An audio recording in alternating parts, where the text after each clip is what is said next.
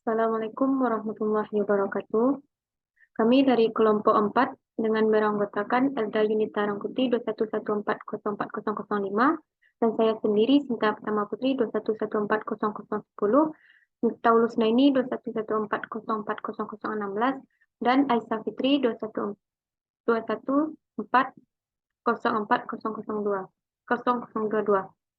Di sini kami akan menjelaskan mengenai merancang soal kemampuan pemahaman konsep, kemampuan komunikasi, dan kemampuan penalaran. Ada pembagian materi yaitu merancang soal kemampuan pemahaman konsep oleh saya sendiri. Yang kedua itu merancang soal kemampuan komunikasi Elda dan Miftah. Yang ketiga itu merancang soal kemampuan penalaran oleh Aisyah Fitri. Lanjut saja.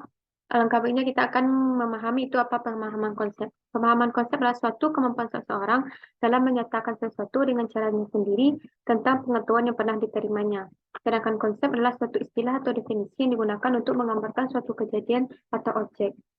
Jadi pemahaman konsep ini juga bisa diartikan sebuah individu itu dapat mengulang kembali apa yang telah diterangkan atau dijelaskan oleh gurunya. Kemudian ada menurut Dufin dan Simpon 2000 pemahaman konsep sebagai kemampuan siswa untuk yang pertama itu menjelaskan konsep, yang kedua itu menggunakan konsep pada berbagai situasi yang berbeda, yang ketiga yaitu mengembangkan beberapa akibat dari adanya suatu konsep. Selanjutnya yaitu indikator pemahaman konsep. Di sini yang akan saya ambil yaitu menurut Jihad dan Haris 2010, di mana menyatakan pengembangan konsep itu indikatornya ada 7, yaitu menyatakan ulang sebuah konsep, di mana maksud di sini adalah siswa diharapkan mampu mengungkapkan kembali apa yang telah dijelaskan kepadanya. Yang kedua itu mengkualifikasikan objek menurut sifat tertentu sesuai dengan konsep. Di sini siswa diharapkan mampu mengelompokkan objek-objek menurut jenisnya dan berdasarkan sifat-sifat pada materi yang sudah dijelaskan. Yang ketiga itu memberikan contoh dan bukan contoh dari suatu konsep. Di mana siswa diharapkan mampu membedakan mana yang contoh atau mana yang bukan contoh dari suatu materi tersebut. Yang keempat yaitu menyajikan konsep dalam berbagai bentuk representasi matematis. Nah, di sini siswa diharapkan mampu memaparkan atau mempresentasikan ulang, menjelaskan suatu materi atau konsep dan penyelesaian secara terurut. Yang kelima yaitu mengembangkan syarat perlu atau syarat cukup dari suatu konsep. Di sini maksudnya yaitu siswa diharapkan mampu mengasih mana syarat perlu dan mana syarat cukup yang terkait dalam suatu konsep yang telah dijelaskan. Kemudian yang keenam itu menggunakan, memanfaatkan, dan memilih prosedur atau tertentu. Pada poin ini, siswa diharapkan mampu menyelesaikan soal sesuai dengan prosedur. Yang ketujuh itu mengaplikasikan konsep atau logaritma ke pemecahan masalah.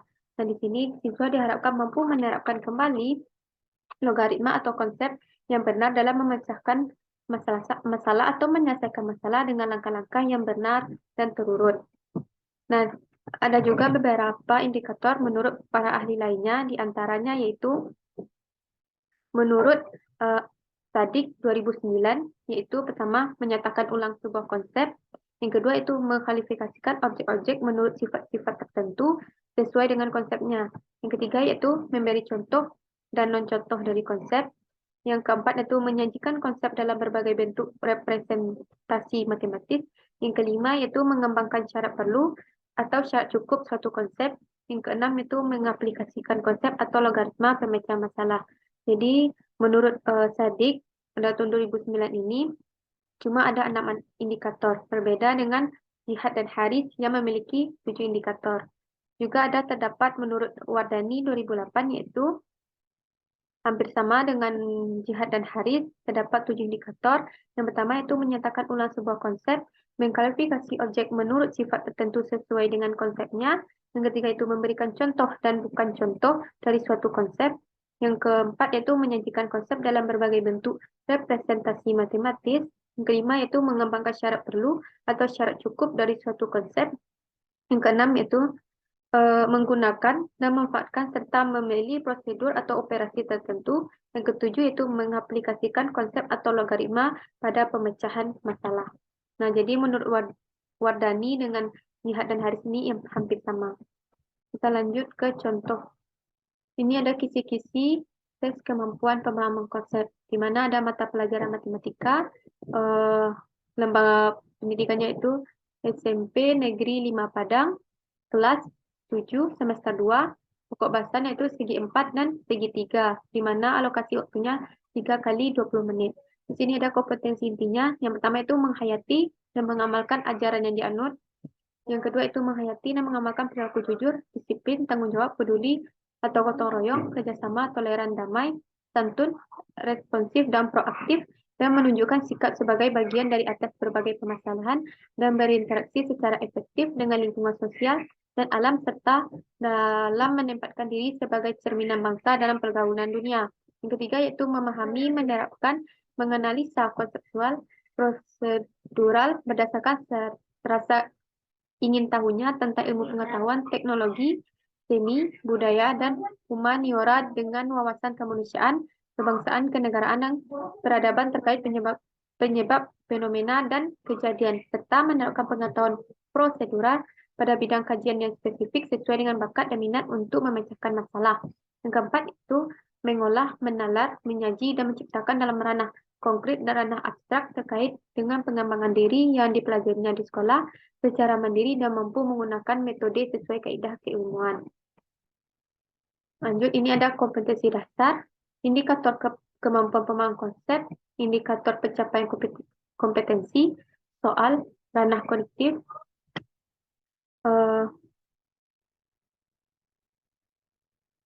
dan nomor soal.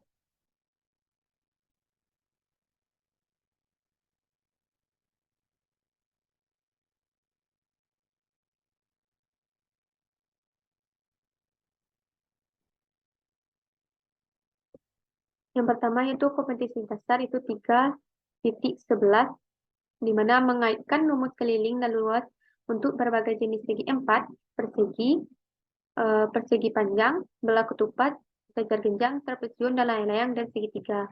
Ini ada indikator pemahaman konsep. Jika dilihat, yang pertama indikatornya menyatakan ulang sebuah konsep, memberikan contoh dan non-contoh dari suatu konsep, kemudian ada mengembangkan syarat perlu dan syarat cukup suatu konsep, menggunakan, memanfaatkan, serta memilih prosedur dan operasi tertentu, mengklasifikasi objek-objek berdasarkan dipenuhnya tidaknya persyaratan dan bentuk konsep tertentu, menyajikan konsep dalam berbagai bentuk representasi matematis, mengaplikasikan suatu konsep atau logaritma pada pemecahan masalah. Nah, jika dilihat dari indikator yang diambil dari diskusi ini akan merujuk pada indikator oleh Jihad dan Haris tadi, di mana ada 7 indikator termuat di dalam kisi-kisi ini. Yang pertama yaitu menyatakan ulang sebuah konsep. Nah, sama dengan indikator menurut Jihad dan Haris tadi, yang pertama yaitu menyatakan ulang sebuah konsep. Dengan indikator pencapaian kompetensi atau indikator soalnya itu menjelaskan pengertian persegi, persegi panjang, belah ketupat, jajar genjang, trapesium, dan layang-layang menurut sifatnya. Nah, di sini peserta didik itu dapat memahami itu apa persegi panjang, apa itu belah ketupat, jajar genjang, trapesium, dan sifat-sifatnya. Jadi peserta didik paham akan konsep yang telah diberikan guru. Di sini ada soalnya, perhatikan gambar bangunan datar di bawah ini. Ada sebuah layang-layang yaitu A, B, C, D. Berdasarkan gambar di atas, coba definisikan sebuah konsep bangunan datar tersebut berdasarkan sifat-sifatnya. Di sini ranah kognitifnya yaitu C1 dan nomor soal pertama di mana bobotnya itu ada 4.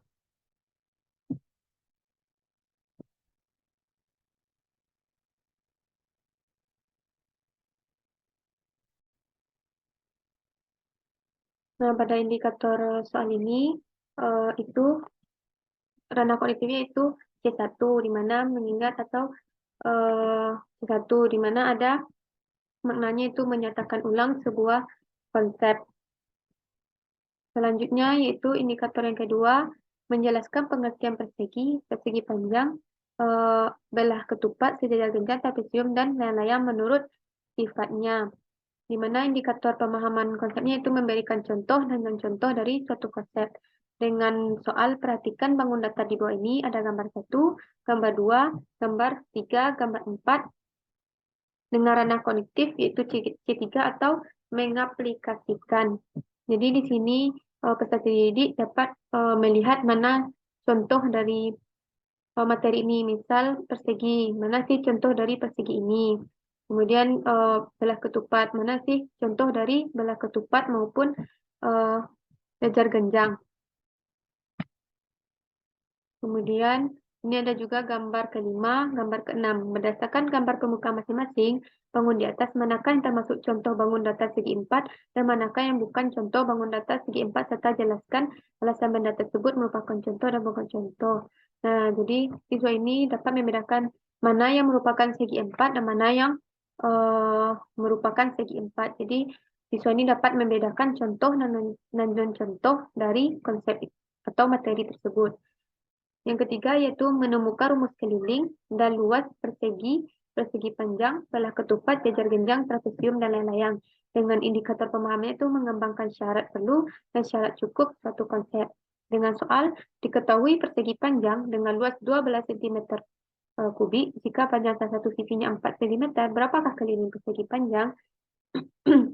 Dengan ranah kognitif itu C3 atau mengaplikasikan. Nah, di sini siswa diharapkan untuk mengetahui keliling persegi panjang. Jadi, mengetahui apa saja yang dibutuhkan untuk mencari keliling persegi panjang. Itu yang disebut dengan syarat perlu dan syarat cukup suatu konsep. Yang keempat yaitu dengan indikator soal menemukan rumus keliling dan luas persegi, persegi panjang, belah ketupat, jajar genjang, trapesium, dan layang-layang. Kemudian dengan indikator pemahamannya itu menggunakan, memanfaatkan, serta memilih suatu prosedur dan operasi tertentu. Nah, di sini ada soalnya ayah membeli sebidang tanah dengan panjang masing-masing keempat sisi 12 meter, penjual menghargai per meter 3 juta. Maka ayah harus membayar tanah tersebut sebanyak. Nah, ini ada ranah kognitifnya yaitu C4 itu menganalisis. Jadi siswa dapat menganalisis berapakah atau bagaimana cara menentukan pembayaran tanah tersebut. Jadi siswa dapat memilih operasi mana yang akan digunakan untuk menyelesaikan soal ini. Kemudian ada menjelaskan jenis-jenis segitiga berdasarkan sisi, sudut, dan sifatnya. Dengan indikator kemampuannya yaitu mengklasifikasi objek-objek berdasarkan dipenuhinya tidaknya persyaratan yang membentuk konsep. Dengan soal itu diketahui segitiga dengan ukuran sudut. Diketahui segitiga dengan ukuran sudut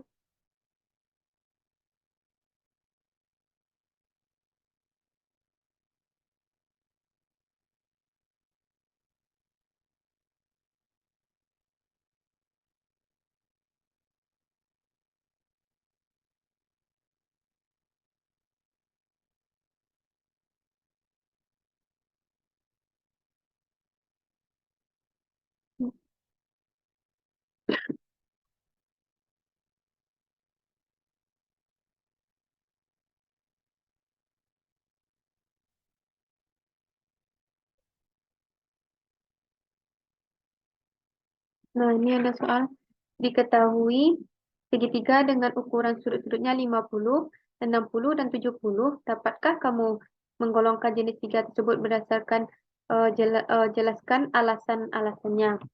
Nah, di sini berdasarkan indikator kemampuan tadi ada mengklasifikasi objek-objek berdasarkan dipenuhi tidaknya persyaratan yang dibentuk. Dan di sini kan soalnya yaitu dengan sudut-sudut yang diketahui, maka siswa tersebut dapat menggolongkan jenis-jenis segitiga tersebut, apakah itu segitiga lancip, siku-siku, maupun tumpul, dan lain-lainnya. Dengan ranah kognitif itu C2. Itu sesuai dengan indikator yang kedua, di mana bunyi indikatornya yaitu mengkualifikasikan objek menurut sifat tertentu sesuai dengan konsepnya. Yang selanjutnya itu menghitung keliling dan luas segitiga. Dengan indikator konsepnya itu menyajikan konsep dalam berbagai bentuk representasi matematis. Dengan soal, hitunglah luas segitiga PQR di bawah jika panjang PQ yaitu 14, PS yaitu 12, QR yaitu 16. Hitunglah A. Keliling segitiga PQR, B. Luas bangun segitiga PQR dengan tanah konektifnya yaitu C3, artinya mengaplikasikan. Nah, di sini siswa dapat melihat bentuk representasi matematisnya atau operasi-operasi terstruktur yang akan dia lakukan untuk mengetahui keliling dari segitiga PQR dan luas bangun segitiga PQR. Kemudian lanjut mengaplikasikan konsep atau algoritma pada pemecahan masalah. Nah, ini indikator kemampuan untuk mengaplikasikan konsep atau logaritma pada pemecahan masalah. Dengan KD menyelesaikan masalah yang berkaitan dengan keliling dan luas untuk berbagai segi empat. Dengan indikator soal, memadukan konsep keliling dan luas segitiga untuk menyelesaikan suatu masalah. Dengan soal, sebuah permukaan taman berbentuk segitiga sama kaki dan panjang sisi yang sama 15 meter. Panjang sisi lainnya yaitu 12 meter dan tingginya 7 meter. Jika taman tersebut akan ditanami rumput dengan biaya 6.000 per meter kubik, hitunglah keseluruhan biaya yang diperlukan, yaitu dengan tanah konektifnya yaitu C5 atau mengevaluasi. Nah, di sini sesuai dengan indikator pemahaman konsepnya itu mengaplikasikan konsep algoritma dengan pemecahan masalah. Nah, di sini masalahnya ada sebuah taman dengan permukaannya bentuk segitiga. Nah, bagaimanakah cara kita menghitung atau siswa menghitung keseluruhan biaya dengan biaya per meternya yaitu 60.000. Jadi siswa dapat menggunakan logaritma atau proses atau cara terurut dalam memecahkan soal ini.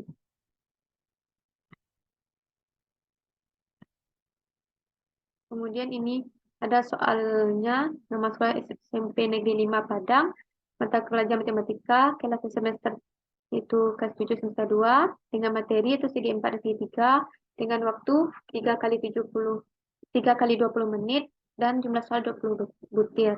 Dan di sini ada soal pertama seperti sama dengan yang ada di kisi-kisi, perhatikan gambar bangun di bawah ini, ada layang-layang A, B, C, D. Berdasarkan gambar di atas, coba definisikan konsep bangunan data tersebut. Yang kedua itu perhatikan gambar benda di bawah ini. Ada gambar 1, gambar 2, gambar 3, gambar 4, gambar 5, dan gambar 6. Kemudian, berdasarkan gambar permukaan masing-masing benda di atas, manakah yang termasuk contoh bangunan data segi 4 dan manakah yang bukan contoh bangunan data segi 4. Serta jelaskan alasan benda tersebut merupakan contoh dan bukan contoh. Yang ketiga yaitu diketahui persegi panjang dengan luas 12 cm kubik jika panjang salah satu sisinya yaitu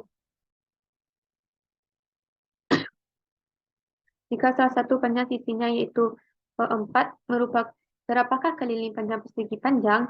Yang keempat yaitu ayah membeli sebidang tanah dengan panjang masing-masing keempat sisi 12 meter. Penjual menghargai per meter yaitu 3 juta. Maka ayah harus membayar tanah tersebut sebanyak. Yang kelima yaitu diketahui segitiga dengan ukuran sudut-sudutnya 60, 50, dan 70. Dapatkah kamu menggolongkan jenis segitiga tersebut dan jelaskan alasannya? Yang keenam itu perhatikan gambar berikut. Ada sebuah segitiga PQR. Hitunglah keliling segitiga PQR dan luas bangunan segitiga PQR. Dan soal terakhir itu soal ke-7. Sebuah permukaan taman berbentuk segitiga sama kaki dengan panjang sisi 15 meter, panjang sisi lainnya 12 meter, dan tingginya yaitu 7 meter. Jika taman tersebut akan ditanami rumput dengan biaya 60.000 per meter kubik, itulah keseluruhan biaya yang diperlukan. Nah, kita akan melihat kunci jawabannya. Nah, ini kunci jawaban. Kunci jawaban kemampuan pemahaman konsep yaitu soal pertama yaitu layang-layang dengan sifat-sifatnya. Yang pertama mempunyai 4 sisi, mempunyai 2 sepasang sisi yang berdekatan sama panjang. Yang tiga mempunyai tepat sepasang sudut berhadapan sama besar. Kedua diagonalnya berpotong tegak lurus dengan skala yaitu 4, skornya 4. Dengan indikator Pemahaman konsepnya itu menyatakan ulang sebuah konsep. Jadi soal pertama yaitu menyatakan ulang sebuah konsep. Yang kedua, yang termasuk dalam bangun data segi 4 adalah gambar 1 dan gambar 3. Karena keduanya benda tersebut memiliki 4 segi dan juga berbentuk persegi dan persegi panjang. Yang kedua, 2 dan gambar 5 bukan bangun datar segi 4 dengan skala yaitu 4, skornya 4. Dengan indikatornya yaitu memberikan contoh dan non-contoh dari suatu konsep. Terus ada juga alasan karena bangun tersebut tidak memiliki 4 segi, melainkan berbentuk segitiga.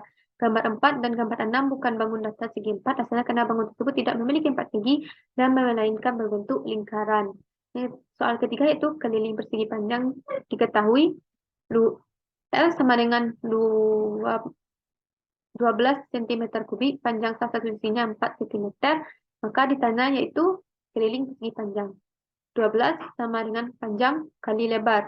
Nah, luasnya tadi 12, maka panjangnya itu lebarnya yaitu 12 bagi 4. Dapatlah lebarnya yaitu 3. Dengan sesuai rumus keliling dari persegi panjang yaitu 2 panjang ditambah 2 lebar. Maka kita inputkan nilai lebarnya panjangnya 2 kali 4 ditambah 2 kali 3, hasilnya itu 8 tambah 6 itu 14. Nah, dengan skala yaitu 4 dan skornya 4. Mengembangkan syarat perlu dan syarat cukup suatu konsep itu indikator kemampuannya. Soal yang keempat itu diketahui panjangnya yaitu 12 meter, harga per meternya itu 3 juta, ditanya berapa banyak uang untuk membeli tanah. Nah, terlebih dahulu mencari luas dari tanah S, L sama dengan S kubik atau S pangkat 2, di mana luas panjangnya itu 12, maka 12 kuadrat dapat hasilnya 144. Maka uang yang harus dikeluarkan ayah yaitu 144 dikali dengan 3 juta. Dapat yaitu 432 juta. Dengan skala yaitu 4 dan skor soal ini adalah 4. Dengan indikator kemampuan menggunakan memanfaatkan serta memilih suatu operasi tertentu. Kelima yaitu segitiga lancip karena ketiga sudut kurang dari 90 dengan skala yaitu 4 dan skor dari soal yang kelima juga 4 dengan indikator kemampuannya itu mengaplikasi objek-objek berdasarkan dipenuhinya tidaknya persyaratan yang membentuk konsep tersebut. Soal yang keenam itu untuk yang pertama A keliling segitiga PQR diketahui aki sama dengan PP yaitu 14 cm. RQ sama dengan 16 cm, PS sama dengan 12 cm. Ditanya keliling segitiga PQR, maka keliling segitiga QPR itu PQ tambah RQ tambah PR, maka 14 ditambah 14 ditambah tambah 16 tambah 14, maka hasilnya 44. Jadi keliling dari segitiga PQR yaitu 44 cm. Yang B itu luas bangunan segitiga PQR diketahui alas yaitu QR sama dengan 16 cm, tingginya itu PS yaitu 12 cm, ditanya luasnya, maka jawabnya luas itu setengah alas kali tinggi, maka setengah kali 16 kali 12 dapatnya itu 96. Jadi luas PQR yaitu 96 cm. Skala dari soal ke-6 yaitu 4 dan skornya pun 4 dengan indikator menyajikan konsep dalam bentuk representasi matematis. Soal yang terakhir atau ke-7 itu diketahui misalkan penyelesaiannya adalah A yaitu 15, B 15, C 15.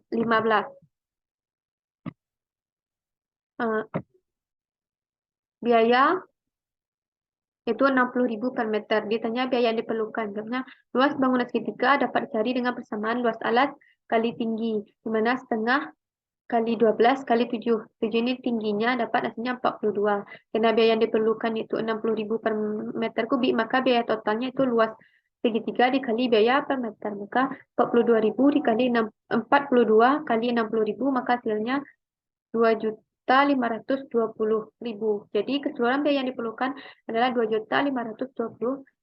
Dengan skala soal ini yaitu 4, skornya 4, dengan indikator kemampuan soalnya itu indikator kemampuan konsepnya itu mengaplikasikan konsep atau logaritma pada pemecahan masalah. Jadi jumlah total dari skornya yaitu 28. Di sini ada rubrik pen skoran kemampuan pemahaman konsep. Indikator yang pertama menyatakan ulang pemahaman konsep. Akan mendapatkan 0 jika tidak dapat menyatakan ulang sebuah konsep, akan mendapatkan 1 menunjukkan sedikit atau tidaknya ada pemahaman terhadap konsep yang dinyatakan. Jika dapat 2, yaitu menunjukkan pemahaman terhadap sebagian besar konsep yang dinyatakan, akan mendapat 3 menunjukkan pemahaman terhadap konsep yang dinyatakan, akan menunjukkan keempat yaitu menunjukkan pemahaman terhadap konsep yang dinyatakan yang benar dan lengkap.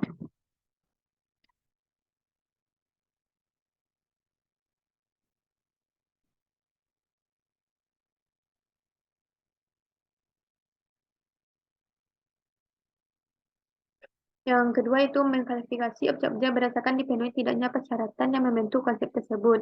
0 jika tidak memberikan jawaban. 1 tidak mampu mengklasifikasikan objek yang dinyatakan. 2 jika mampu mengklasifikasikan objek yang dinyatakan namun masih banyak kekurangan, akan mendapatkan 3 skala mampu mengaplikasikan objek yang dinyatakan namun sedikit kekurangan. 4 maka mampu mengaplikasikan objek yang dinyatakan. Kemudian ada indikator memberikan contoh dan non-contoh dari suatu konsep.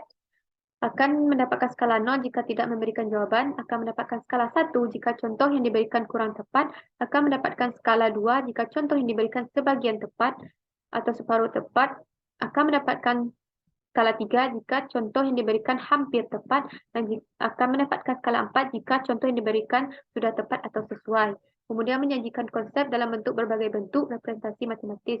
0 jika tidak memberikan jawaban, skala 1 jika konsep yang disajikan tidak tepat, skala 2 jika konsep yang diberikan sebagian tepat, skala 3 itu konsep yang hampir tepat, yang keempat itu konsep disajikan tepat sesuai dengan permintaan.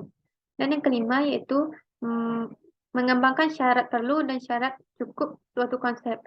0 tidak memberikan jawaban, 1 jika tidak mampu mengembangkan atau memberikan jawaban dengan tepat, skala 2 mampu mengembangkan atau memberikan jawaban namun masih banyak kekurangan. Yang ketiga yaitu mampu mengembangkan atau memberikan jawaban namun sedikit kekurangan. Yang keempat itu mampu mengembangkan atau memberikan jawaban yang tepat.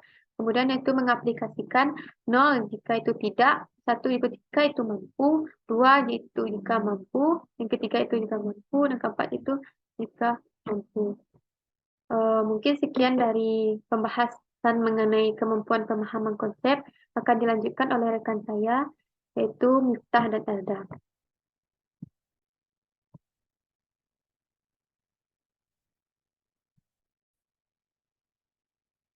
Baik, selanjutnya saya akan menjelaskan materi selanjutnya, yaitu merancang soal kemampuan pemahaman konsep. Yang pertama itu pengertian pemahaman komunikasi. Secara langsung, apabila etimologi atau asal katanya istilah komunikasi berasal dari bahasa Latin, yaitu communication, yang bersumber dari kata komunis yang berarti sama, yakni sama makna suatu hal. Menurut Alo Liliweri, menyebutkan beberapa definisi komunikasi, yaitu komunikasi antara manusia sering diartikan dengan pernyataan diri yang paling efektif. Komunikasi merupakan pertukaran pesan-pesan secara tertulis dan melalui percakapan atau bahkan melalui penggambaran imajiner. Menurut Jenny N. Kelly menyebutkan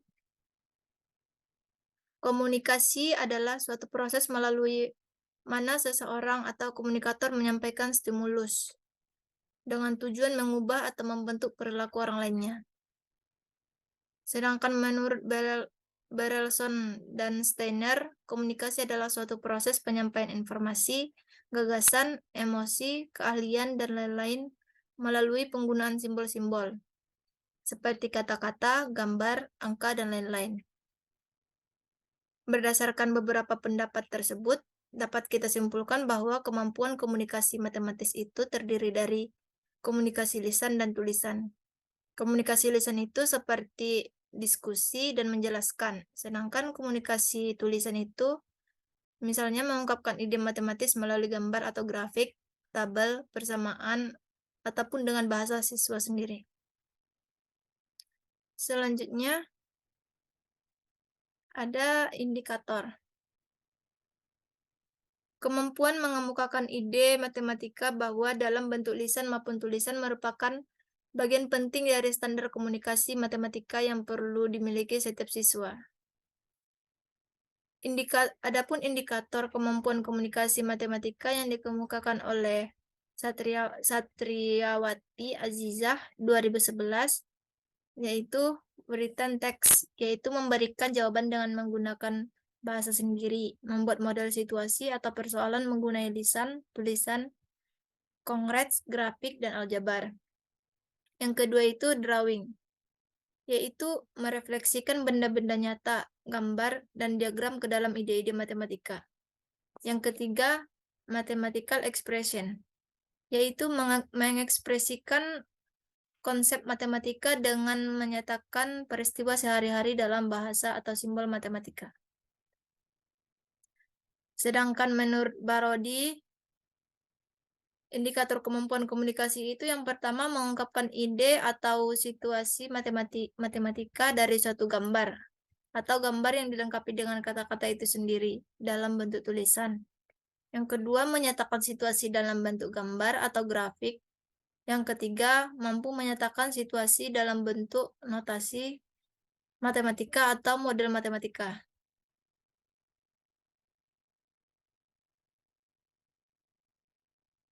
Selanjutnya, kisi soal tes akhir kemampuan komunikasi matematis peserta didik yang sekolahnya dari MTS Negeri 7 Padang Pariaman, mata pelajarannya matematika, kelas 8 semester 1 atau ganjil. Materi pokok yang dibahas koordinat kartesius. Bentuk soalnya esai, jumlah soal 5 butir, waktunya itu 90 menit. Kompetensi inti atau KI. KI yang pertama, menghayati dan mengamalkan ajaran agama yang dianutnya. KI yang kedua, menghargai dan menghayati perilaku jujur, disiplin, tanggung jawab, peduli, atau toleransi dan gotong royong, santun, percaya diri dalam berinteraksi, serta efektif dengan lingkungan sosial dan alam dalam jangkauan pergaulan dan keberadaannya. Kompetensi inti yang ketiga, memahami dan menerapkan pengetahuan berdasarkan rasa ingin tahunya tentang ilmu pengetahuan, teknologi, seni, budaya, terkait fenomena dan kejadian tanpa mata. KI yang keempat, mengolah, menyaji, dan menalar dalam ranah konker, merangkai, memodifikasi, dan membuat, dan ranah abstrak, sesuai dengan apa yang dipelajari di sekolah dan sumber lain yang sama dalam sudut pandang dan teori. Selanjutnya,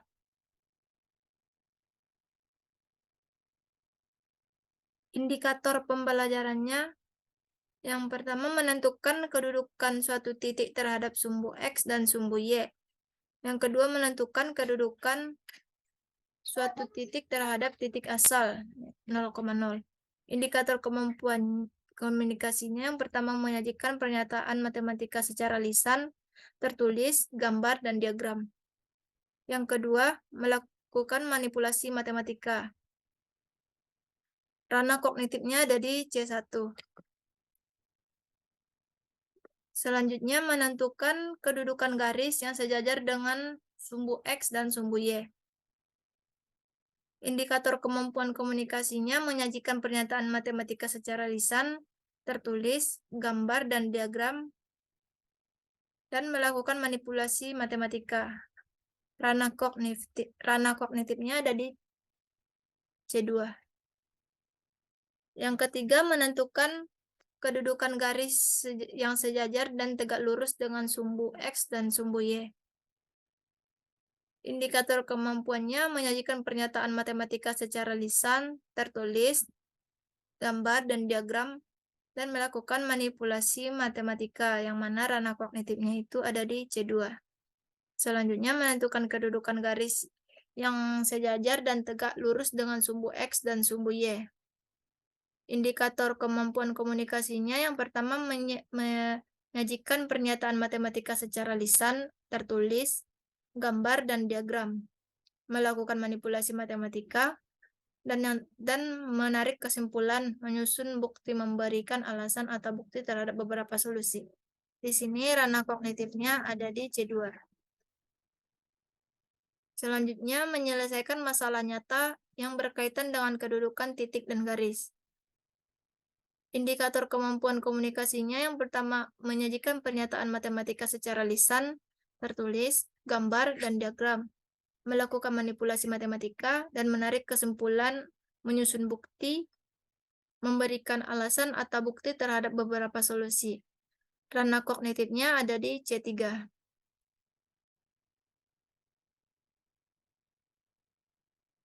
Dari kisi-kisi tersebut dapat kita ketahui bahwa indikator yang dipakai di situ adalah menurut Barodi dan NCTM Surya 2018.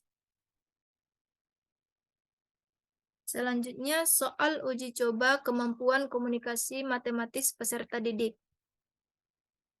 Yang satuan pendidikannya ada di MTSN 7 Padang Pariaman, mata pelajaran matematika, kelas 8, semester 1 atau semester ganjil, materi pokoknya koordinat kartesius, waktunya 90 menit. Petunjuknya yang pertama, mulailah dengan membaca doa. Yang kedua, tuliskan nama, kelas, dan bidang studi pada lembar jawaban yang telah disediakan. Yang ketiga, jawablah soal-soal yang dianggap mudah terlebih dahulu. Yang keempat, dilarang bekerja sama sesama peserta didik. Yang kelima, jika ada soal yang kurang dimengerti, tanyakan kepada pendidik. Soalnya itu yang pertama, gambarlah titik A di 2,-3, B -4,5, C 4,4, D -2,4, E 3,2, F -5,3, dan G -1,5 pada koordinat kartesius. Yang A, tentukan jarak setiap titik terhadap sumbu X dan sumbu Y. Dan yang B, tentukan titik yang berada pada kuadran 1, kuadran 2, kuadran 3, dan kuadran 4. Yang soal nomor 2, gambarlah garis L yang melalui titik A, -3,5, yang sejajar dengan sumbu X dan tidak sejajar dengan sumbu Y. Soal yang ketiga, jika diketahui titik A -3,5 dan titik B 3,5 dari kedua titik tersebut, buatlah dua buah garis yang saling sejajar, tetapi tidak tegak lurus pada sumbu X dan sumbu Y. Soal yang nomor 4, pada bidang koordinat, gambarlah garis yang melalui titik dengan koordinat berikut. Kemudian, tentukan hubungannya dengan sumbu X dan sumbu Y.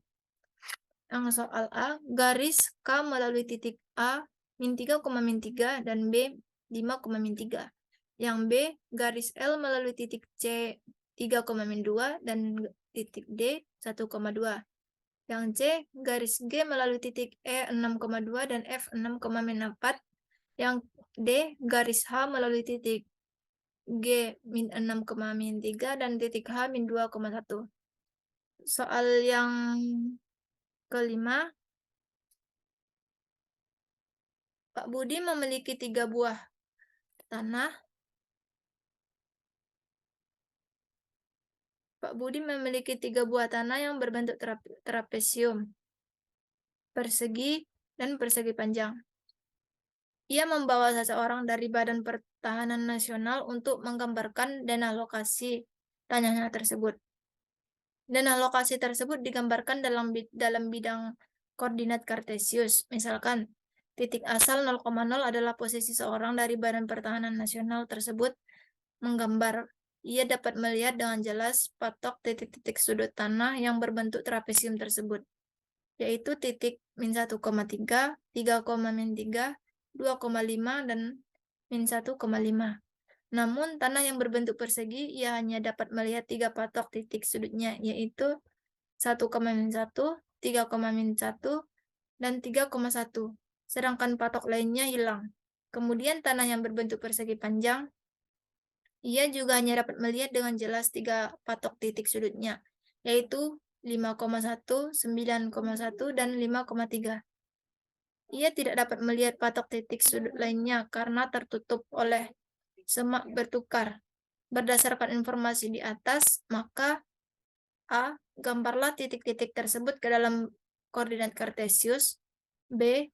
Patok titik sudut lainnya tanah yang berbentuk persegi. C. Patok titik sudut lainnya tanah yang berbentuk persegi panjang. D. Sisi-sisi tanah yang sejajar sumbu X. Dan yang terakhir, sisi-sisi tanah yang tegak lurus dengan sumbu Y. Sekian yang dapat saya sampaikan. Selanjutnya dilanjutkan oleh Miftahul Husnaini.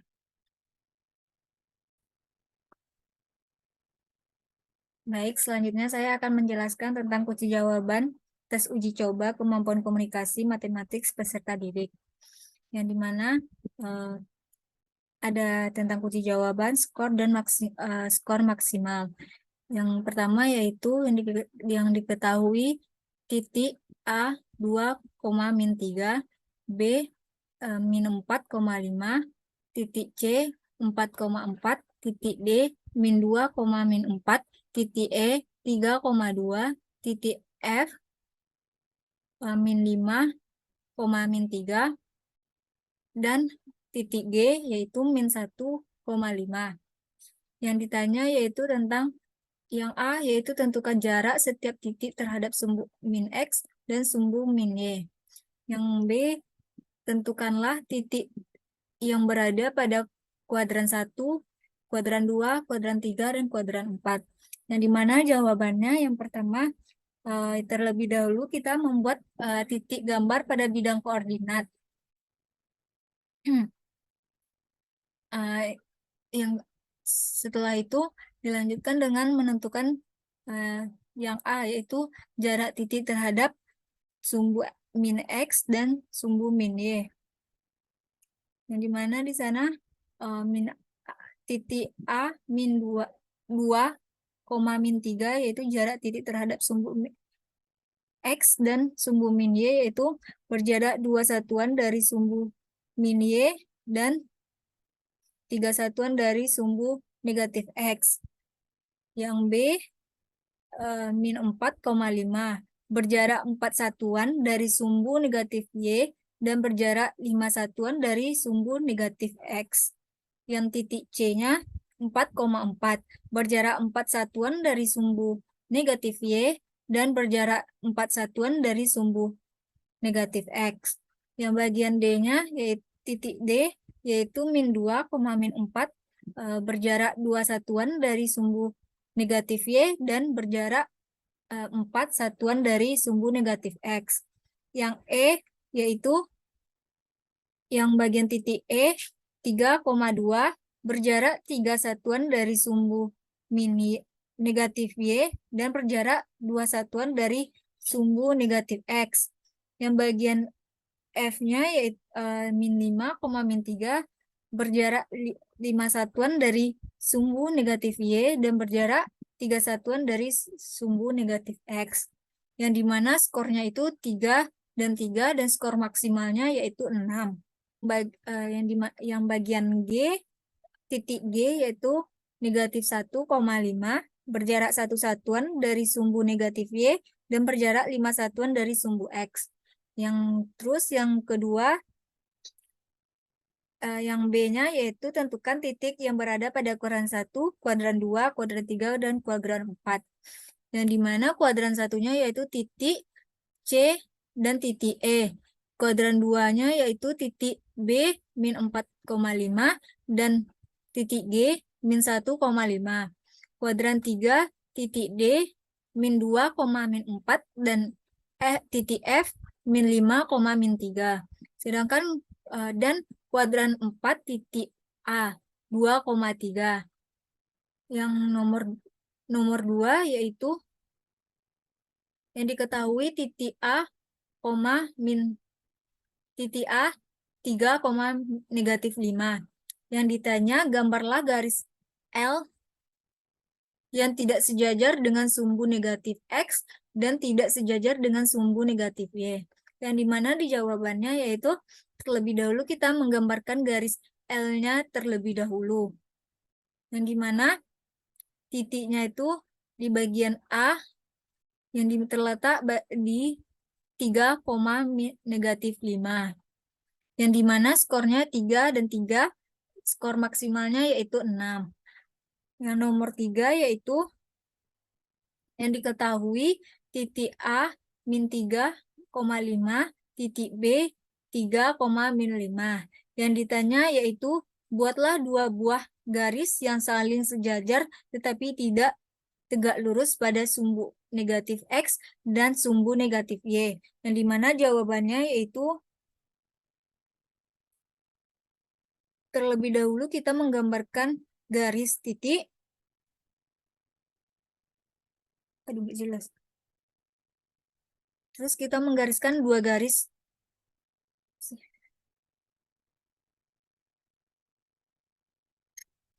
Jawabannya yaitu terlebih dahulu kita membuat gambar garis dan 2 buah garis yang saling sejajar.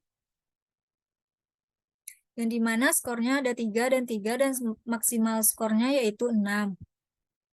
Selanjutnya yaitu di nomor 4 yang dimana diketahui bagian A-nya yaitu garis K melalui titik A, titik A min 3,-3 dan titik B 5,-3.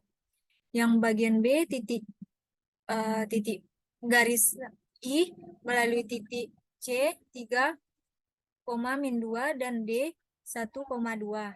Yang C garis G melalui titik E 6,2 dan F 6,-4.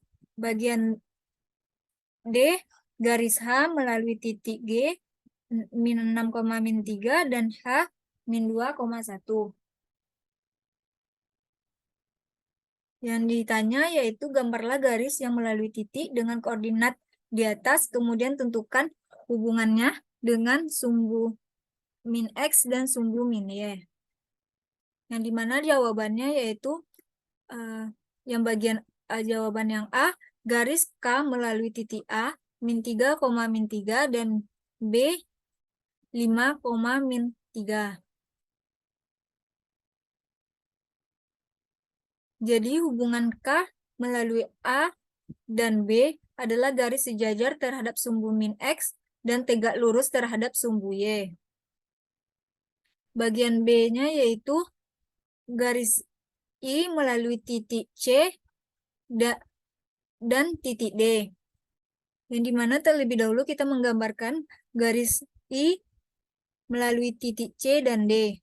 Jadi hubungan garis I dan melalui titik C 3,-2 dan D 1,2 adalah garis yang tidak sejajar dan tidak tegak lurus terhadap sumbu min X dan sumbu min Y. Kemudian yang bagian C-nya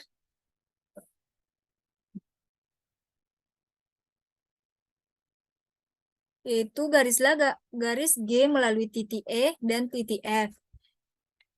Terlebih dahulu kita membuat garis G melalui titik E dan F-nya. Jadi hubungan garis G melalui titik E dan F adalah suatu garis yang tegak lurus terhadap sumbu X, terhadap sumbu min X dan sejajar terhadap sumbu min Y. Kemudian yang D, garis H melalui titik G dan H. Yang dimana kita terlebih dahulu membuat garis H-nya melalui titik G dan H. Jadi hubungan garis H melalui titik G dan H adalah garis yang tidak sejajar dan tidak tegak lurus terhadap sumbu min X dan sumbu min Y. Yang dimana nilai skornya itu terdapat yang bagian A-nya, yang terdapat bagian yang diketahuinya 3, yang di bagian jawabannya 3, 2, 3, 2, 3, 2, 3, 2. Yang dimana skor maksimalnya itu ya adalah 23.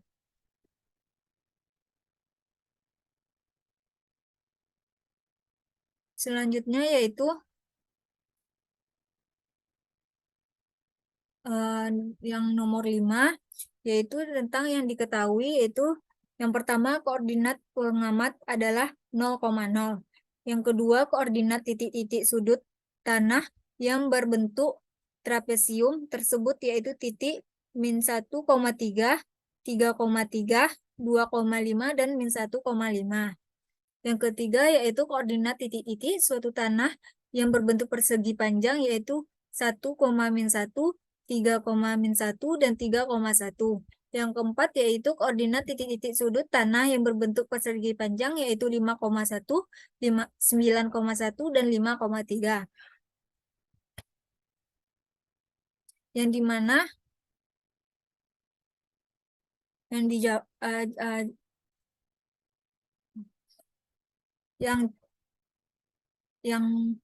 yang ditanya yaitu yang pertama, gambarlah titik-titik tersebut ke dalam koordinat kartesius. Yang kedua, yang B, patok titik sudut lain tanah yang berbentuk persegi. Yang C, patok titik sudut lain tanah yang berbentuk persegi panjang. Yang dimana yang D-nya sisi-sisi tanah yang berbentuk sumbu min X. Yang E, sisi-sisi tanah yang tegak lurus berbentuk sumbu min Y. Jawabannya yaitu yang A, gambarlah titik sudut persegi panjang, dan trapesium yang terdapat di dalam PPT tersebut. Yang bagian B-nya, jadi patok titik sudut yang lain tanah yang berbentuk persegi adalah 1. Yang C-nya, tanah yang berbentuk persegi panjang adalah 9,3. Yang D-nya yaitu tanah yang sejajar sumbu min X adalah AB, CD, IJ, KI, EF, dan HG. Yang E-nya yaitu tanah yang bertegak lurus sumbu min Y adalah EF dan GH. Yang dimana skornya yaitu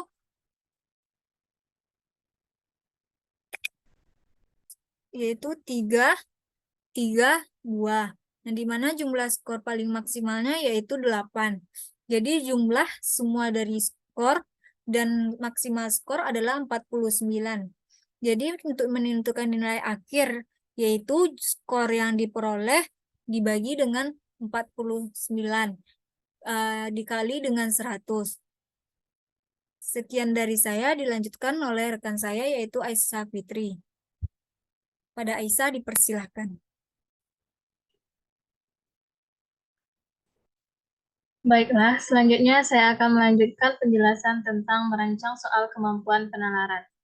Sebelumnya kita perlu mengetahui apa itu kemampuan penalaran matematis. Penalaran matematis. Yang pertama menurut Keraf, Sadik 2014, penalaran matematis adalah proses berpikir yang menghubungkan fakta-fakta atau evidensi-evidensi yang diketahui menuju pada suatu kesimpulan. Yang kedua menurut Brody 2010, penalaran matematis adalah penalaran mengenai objek matematika. Sedangkan menurut Lidner 2008, penalaran matematis adalah garis pemikiran atau cara berpikir yang diadopsi untuk menghasilkan pernyataan dan kesimpulan untuk menyelesaikan masalah. Jadi dapat disimpulkan bahwa penalaran matematis adalah suatu aktivitas atau proses penarikan kesimpulan yang ditandai dengan adanya langkah-langkah proses berpikir.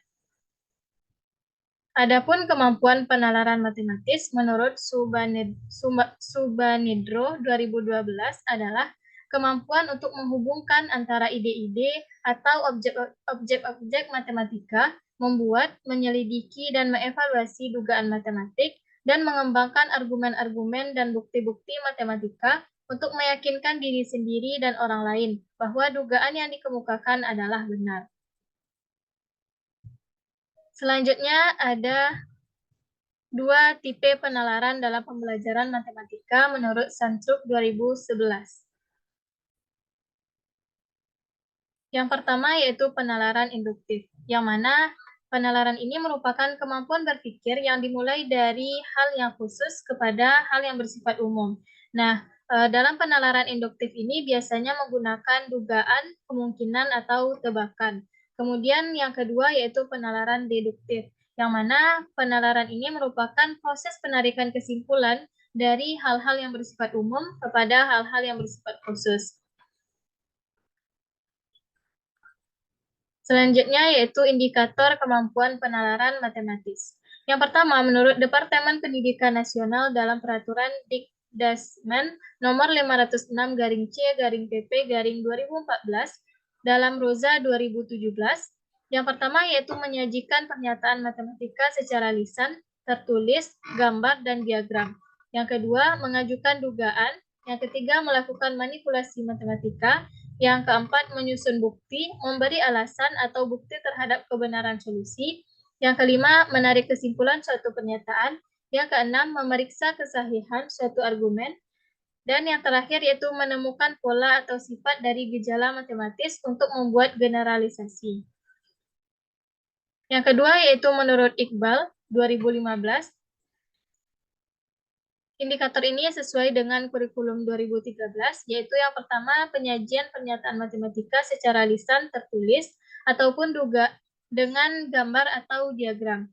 Yang kedua penarikan kesimpulan, penyusunan bukti, pemberian alasan terhadap beberapa solusi. Yang ketiga menarik kesimpulan dari suatu pernyataan. Yang terakhir yaitu penentuan pola atau membuat gejala dari suatu permasalahan untuk pembuatan generalisasi. Kemudian indikator yang ketiga menurut Sumarmo dalam Lestari dan kawan-kawan 2017. Yang pertama yaitu menarik kesimpulan logis. Yang kedua memberikan penjelasan dengan model, fakta, sifat-sifat, dan hubungan. Yang ketiga memperkirakan jawaban dan proses solusi. Kemudian menyusun argumen yang valid. Nah, dari indikator-indikator tersebut kami menemukan contoh skripsi yang menggunakan indikator-indikator penalaran, yang mana judulnya yaitu penerapan model pembelajaran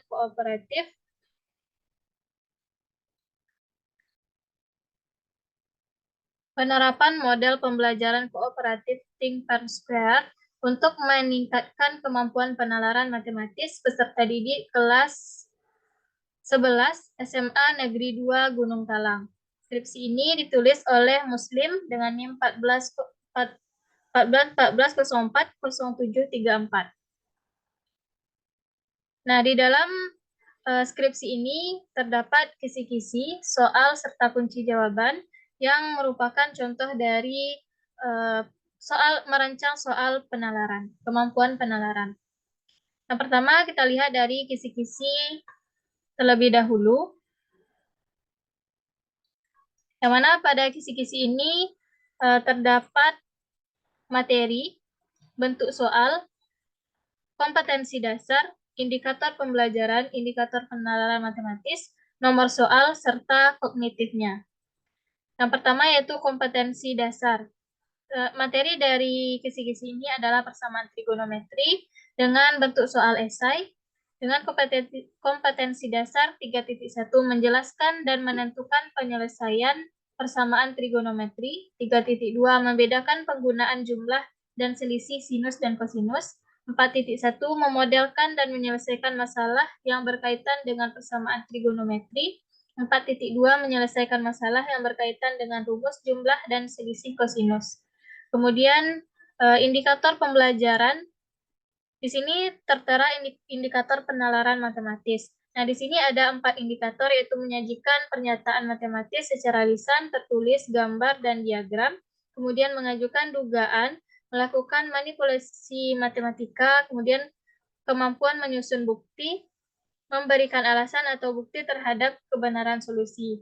Nah, indikator-indikator ini diambil dari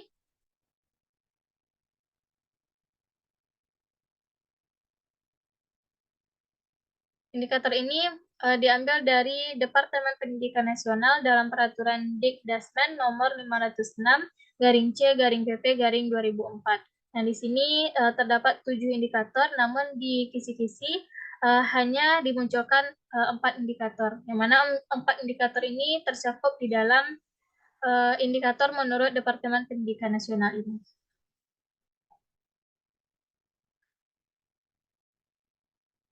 Nah, di dalam kisi-kisi ini terdapat indikator pembelajaran. Yang pertama yaitu menjelaskan dan menentukan penyelesaian persamaan trigonometri. Yang mana di dalam indikator pembelajaran ini ada indikator penalaran matematis, seperti yang saya sebutkan tadi. Itu untuk nomor soal yang pertama. Nah, tingkat kognitif dari soal pertama ini adalah C2, yang merupakan pemahaman. Kemudian 3.2 yaitu membedakan penggunaan jumlah dan selisih sinus dan kosinus. Nah, di sini juga ada indikator penalaran matematisnya. Yang pertama, menyajikan pernyataan matematis secara lisan, tertulis, gambar, dan diagram. Kemudian mengajukan dugaan, melakukan manipulasi matematika, dan kemampuan menyusun bukti, memberikan alasan atau bukti terhadap kebenaran solusi. Nah, tingkat ranah dari soal nomor 2 ini masih C2, yaitu pemahaman. Selanjutnya ada kompetensi dasar 4.1, indikator pembelajarannya, yaitu memodelkan dan menyelesaikan masalah yang berkaitan dengan persamaan trigonometri. Di sini juga ada indikator penalaran matematisnya. Ada 4, yaitu menyajikan pernyataan matematika secara lisan, tertulis, gambar, dan diagram, kemudian mengajukan dugaan, melakukan manipulasi matematika, dan kemampuan menyusun bukti, memberikan alasan atau bukti terhadap kebenaran solusi. Nah, tingkat kognitifnya yaitu C2, yang merupakan pemahaman. Kemudian 4.2, yaitu menyelesaikan masalah yang berkaitan dengan rumus jumlah dan selisih kosinus. Nah, di sini juga ada indikator penalaran matematisnya yang diambil dari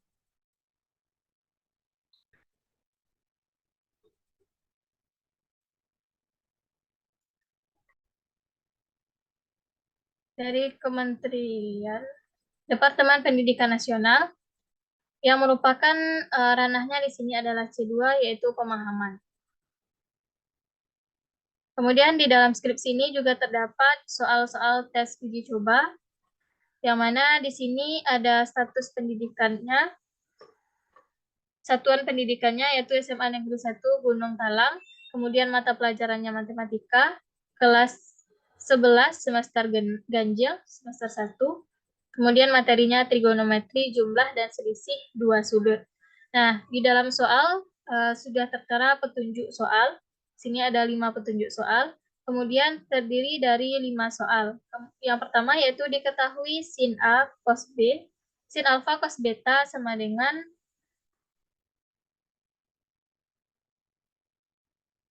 2/3, dan alfa kurang beta sama dengan pi/6. Tentukan nilai sin alfa tambah beta adalah. Yang kedua, jika sudut alfa dan beta, sin alfa sama dengan 3/5 dan sin beta sama dengan 7/25, maka nilai cos alfa tambah beta adalah. Soal yang ketiga, A, B, dan C adalah sudut sebuah segitiga. Jika A dikurang B sama dengan 30 derajat dan sin C sama dengan 5/6, maka cos A sin B adalah. Yang keempat, jika sin alfa 12 sama dengan 12/13 dan alfa terletak di kuadran kedua, tentukan nilai dari yang pertama sin 2 alfa, kemudian cos 2 alfa. Soal yang kelima yaitu jika diketahui cos setengah theta sama dengan akar dari X tambah 1/2X, maka X kuadrat dikurang 1/X kuadrat sama dengan. Nah, soal-soal ini termasuk kepada soal penalaran. Kemudian di kisi-kisi ini juga diterakan kunci jawaban dari soal uji coba tersebut. Di sini juga terdapat satuan pendidikannya, mata pelajaran, kelas, serta materinya. Nah, di dalam tabel ini terdapat nomor soal, langkah pengerjaan, indikator penalaran matematis, dan skor. Nah, di soal yang pertama ini diketahui sin alfa cos beta sama dengan 2/3 dan alfa kurang beta sama dengan pi/6. Nah, tentukan nilai sin alfa tambah beta adalah. Nah, dalam langkah pengerjaannya itu terdapat diketahui ditanya. Nah, itu merupakan indikator penalaran yang merupakan memperkirakan jawaban dan proses solusi. Kemudian jawabannya di sini ada sin alfa tambah cos beta sama dengan 2/3, alfa kurang beta pi/6, sin alfa tambah beta sama dengan. Nah, sebelumnya dicari terlebih dahulu dari sin alfa kurang beta, yaitu sin pi/6 sama dengan 1/2.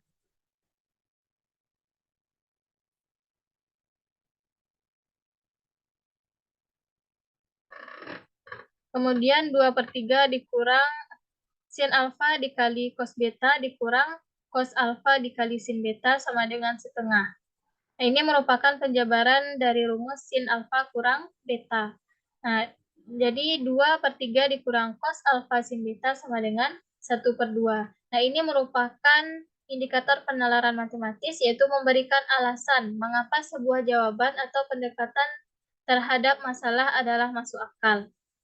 Untuk skornya, jika peserta didik tersebut hanya membuat diketahui dan ditanya, maka itu skornya hanya 3. Kemudian jika ia hanya membuat jawaban ini, maka skornya adalah 3.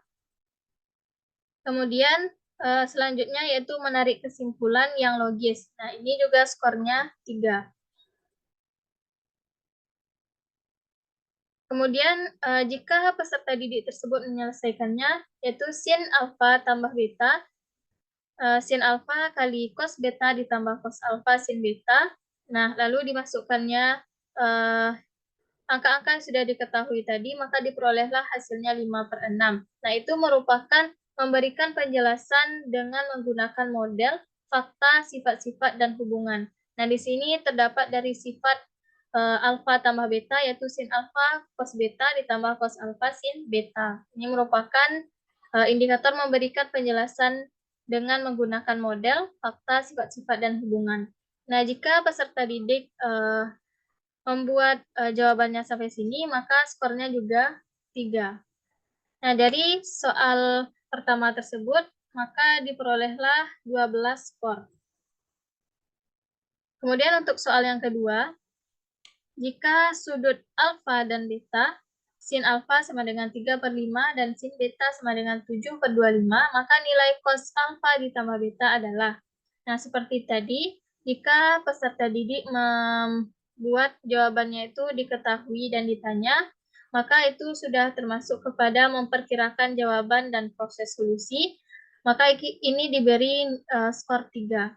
Kemudian apabila peserta didik sudah menjawab soal tersebut dengan menggunakan gambar seperti ini, kemudian ia mengetahui sin alfanya 3/5 dan cos alfanya maka ia akan mencari cos alfanya.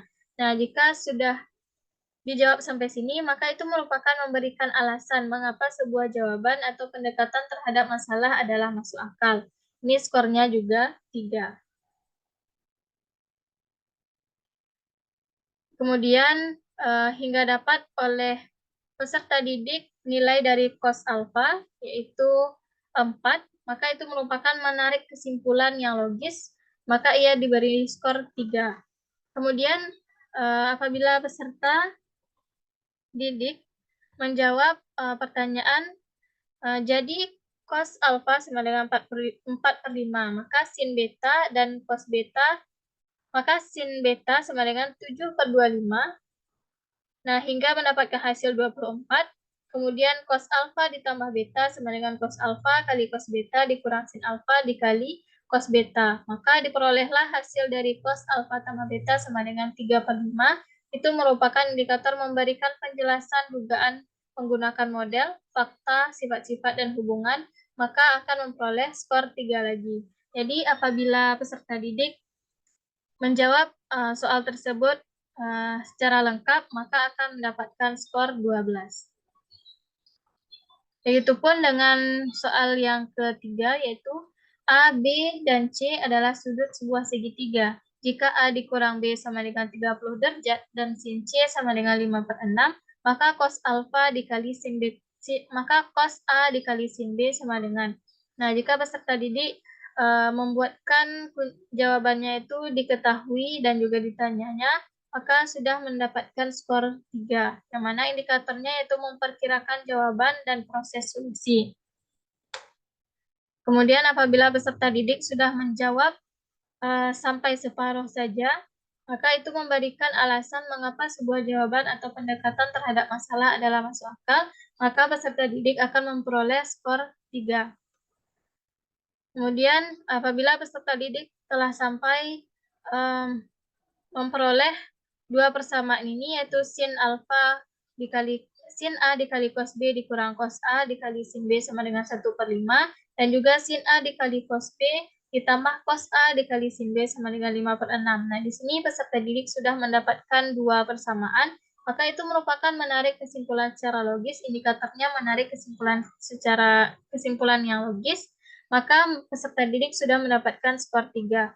Kemudian apabila peserta didik sudah menyelesaikannya, mengeliminasi kedua persamaan tersebut hingga memperoleh jawabannya, maka itu memberikan penjelasan terhadap dugaan dengan menggunakan model fakta-fakta dan sifat-sifat. Kemudian peserta didik akan memperoleh skor 3 lagi. Sehingga apabila peserta didik menjawab soal yang ketiga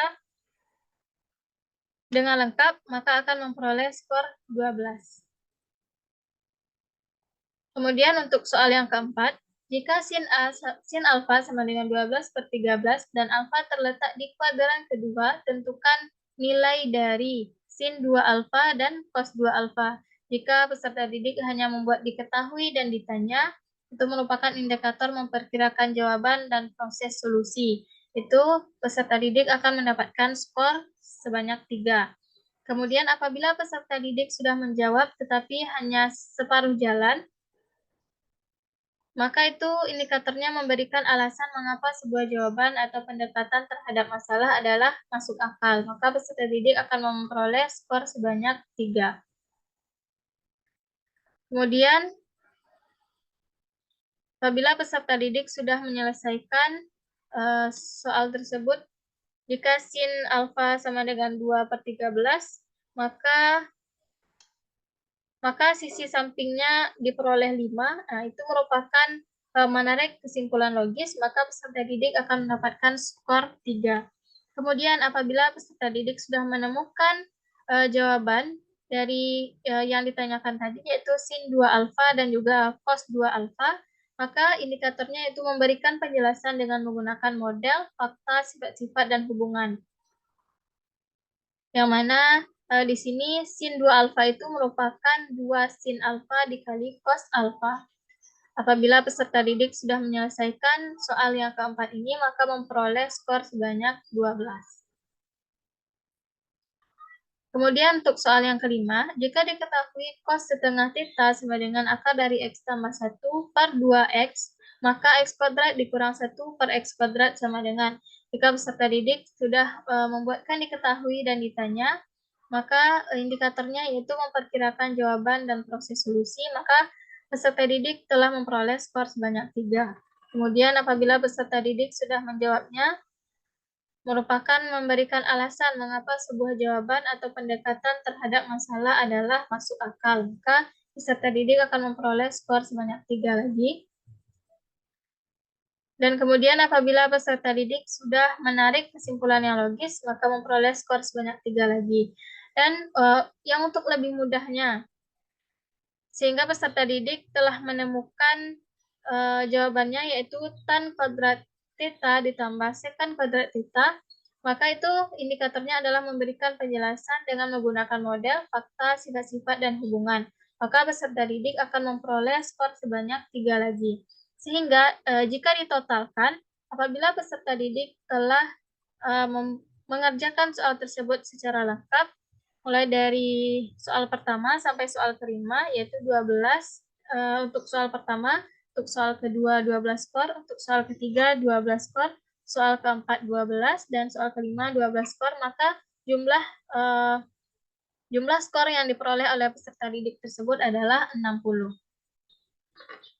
Skor yang diperoleh itu merupakan bobot X skor kemampuan penalaran matematis, kemudian skor maksimumnya yaitu 60, Pi sigma bobot, kemudian nilai yang diperoleh peserta didik. Bagaimana cara kita menentukan nilai yang diperoleh oleh peserta didik tersebut, yaitu dengan jumlah skor yang diperoleh peserta didik tadi per dengan skor total dikalikan dengan 100. Misalnya peserta didik hanya menjawab 4 soal, sehingga skor yang dimilikinya yaitu 48, kemudian per dengan skor total yaitu 60 dikalikan dengan 100. Nah, dari sanalah kita dapat menilai jawaban yang telah dibuat oleh peserta didik. Demikianlah penjelasan dari kelompok 5 tentang merancang soal kemampuan pemahaman konsep, kemampuan komunikasi, dan kemampuan penalaran. Terima kasih. Mohon maaf atas segala kekurangan. Assalamualaikum warahmatullahi wabarakatuh.